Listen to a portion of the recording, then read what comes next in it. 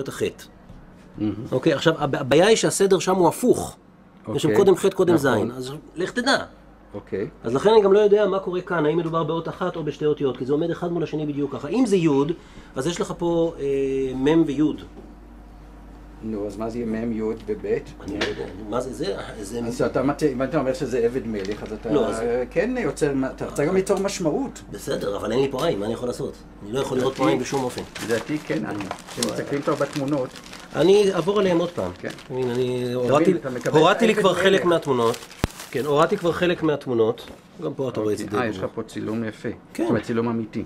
כן. הנה. אני על זה עשיתי את הציור. אני לא יכול לעשות את הציור על האסטרקון כי הוא בכספת. מה קורה פה? זה מין מם כזאת? זה כנראה מם. זה א', זה כנראה מם. פה יש עוד משהו. יש שם משהו. נכון, זה נמחק. אין מה לעשות, זה ככה. זה שוב יכול להיות.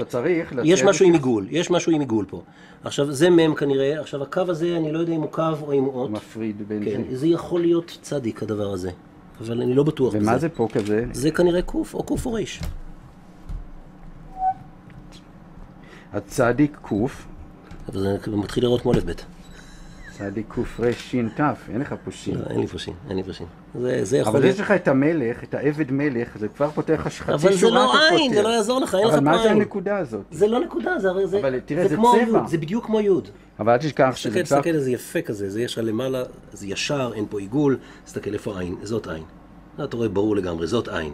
היא עגולה ונקודה באמצע, אין פה נקודה באמצע, זה גדול מדי וזה לא עגול.